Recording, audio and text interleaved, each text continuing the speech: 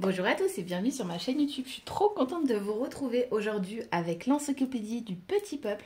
Donc elfes, nains, fées et lutins. Donc c'est paru aux éditions Le Héron d'Argent, que je remercie infiniment pour l'envoi de ce livre, de ce chef-d'œuvre, de cet ouvrage juste magnifique. Il est de Pi-A Francioso et de Charline et de Vanessa Calico. Voilà, je n'ai pas réussi à trouver leur Instagram malheureusement, sinon j'aurais pu les taguer sur ma photo de Instagram. Voilà.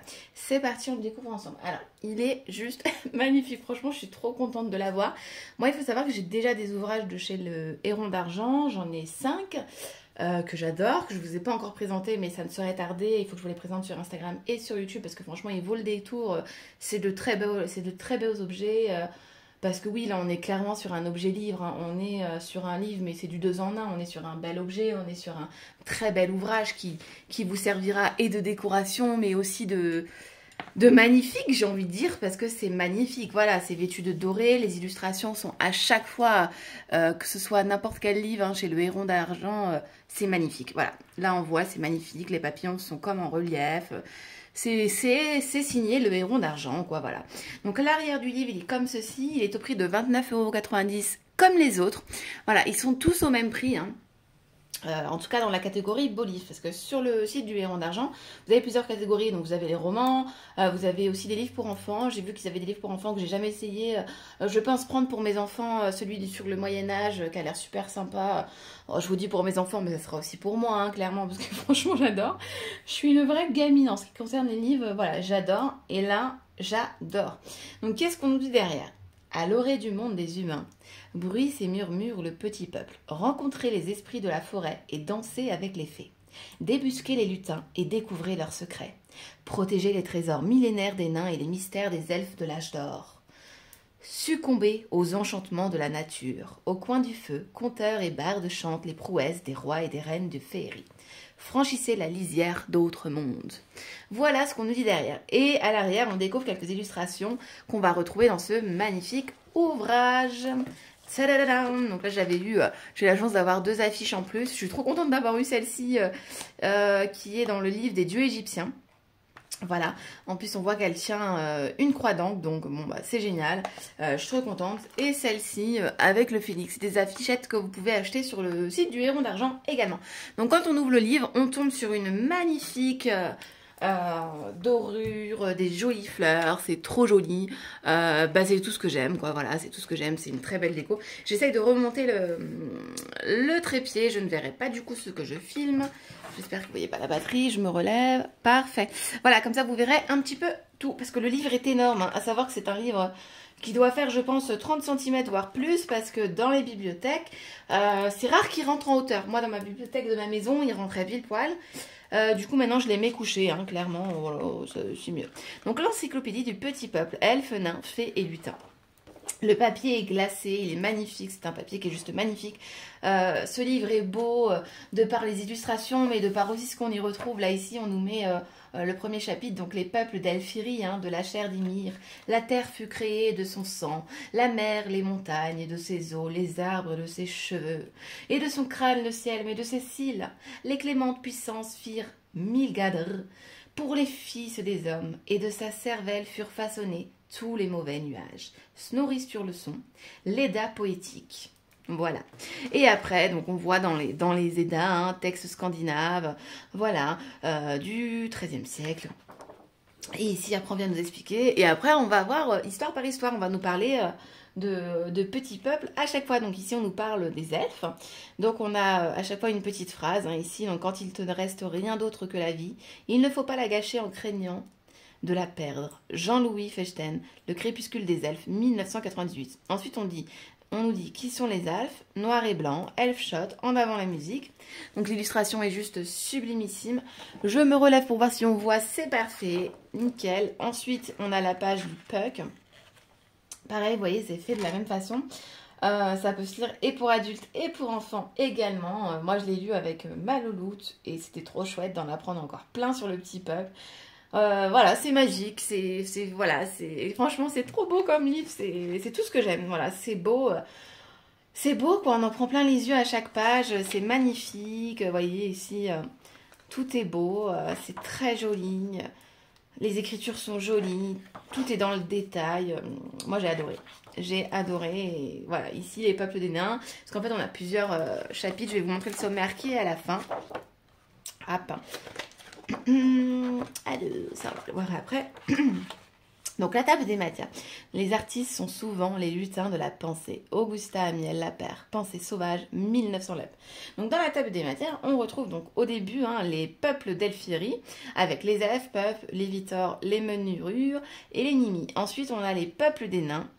Donc là, les nains, les knokers, les nains chtoniens, les gnomes. Ensuite, on a les peuples de féerie. Donc on a les fées, la dame verte et florale, les fées marraines, on adore ça. Les tatis et dames de Noël, oui, oui, oui. Les rois et reines de féerie, Map, Oberon et Titania, parce que oui, on découpe le couple phare, vous allez voir. Enfin, vous allez voir. Si vous l'avez à la maison, je sais pas si je dois vous spoiler ou pas. Les lutins de la nature, les farfadets, les foletti et foletti del vento, on adore le nom. Les corrigans. Ou les korrigan, je sais même pas comment ça se dit, oui. Les Kalikanta Zarwa et le Kutso Daimona. Voilà, le kappa. Et ensuite, les lutins domestiques, les léprochaux, les brownies et les bogarts. J'adore cette page. Oh, j'adore cette page. Les gobelins, le domovois, les tomes et les nis et autres petites créatures. Donc là, on a le colin rossé, les boggy beats, les Changelin avec le nounours, je crois que c'est sur cette page qu'il y a le nounours, et les les Tsukumogami.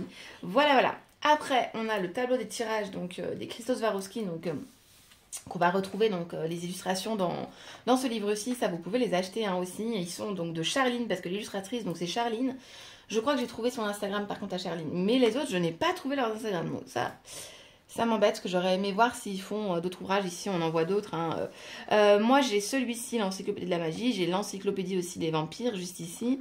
Celui-ci, je le veux trop. Il est en précommande, donc du coup, il était déjà édité. Voilà, il faut attendre pour l'avoir. Je ne l'ai pas précommandé encore. Je pense que je vais le précommander parce que j'adore. Et ma fille en a choisi un aussi. Je vous les montrerai. Comme ça, on parlera de choses concrètes. Voilà. Ouh, ça secoue, ça secoue, ça secoue. L'encyclopédie des anges et des démons, je viens de l'avoir, je viens de l'acheter sur Vinted. Donc, il faut que je le lise et puis que je vous en parle aussi.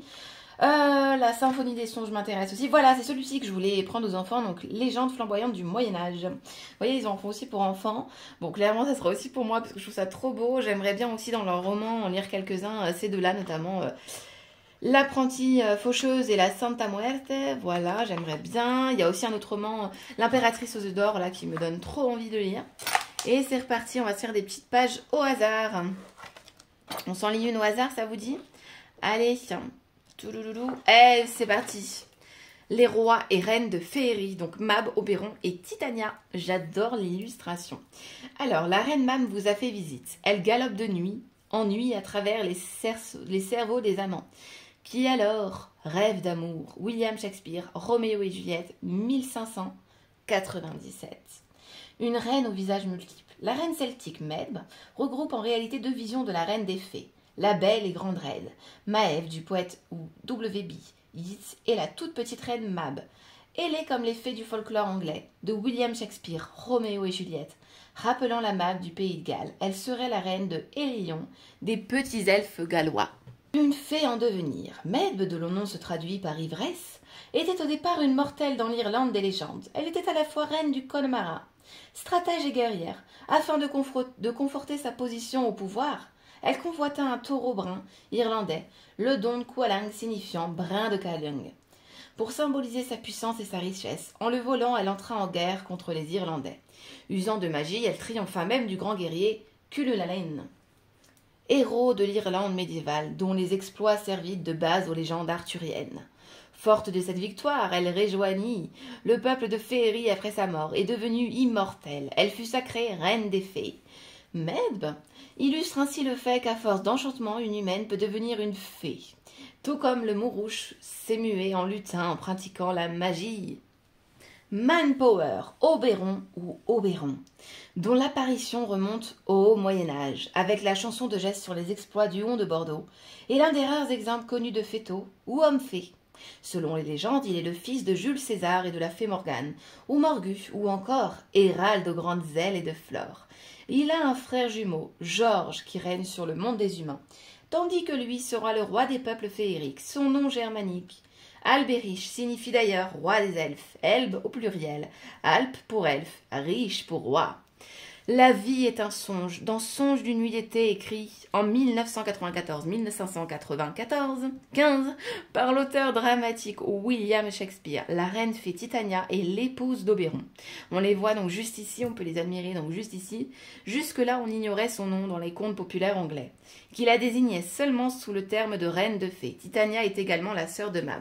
Dans cette comédie, après une dispute au sein du couple royal, le roi fée Oberon demande à son fidèle serviteur Puck d'appliquer une potion sur les paupières de sa femme endormie, afin qu'elle retombe amoureuse du premier individu qu'elle verra. Lui, d'après ses plans, mais après un instant de confusion, c'est finalement Bottom, un tisserand affublé d'une tête d'âne, qui apparaît le premier au chevet de Titania.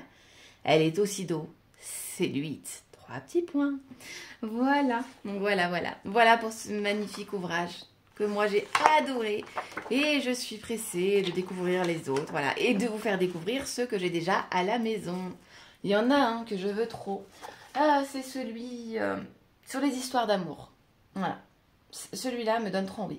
En fait, ils m'ont fait choisir celui que je voulais et je leur ai dit ceux que j'avais à la maison, en leur disant que voilà, n'importe lequel ils m'enverraient, je serais contente parce que c'est des ouvrages qui sont fabuleux. Comme je vous dis, pour moi, c'est des objets, hein, en plus d'être un bel ouvrage, c'est en plus un joyau, quoi, voilà, un vrai trésor. C'est magnifique, moi, je suis trop contente. Donc, voilà, c'est celui-ci qu'ils ont choisi pour moi et écoutez, c'est parfait. Mais voilà.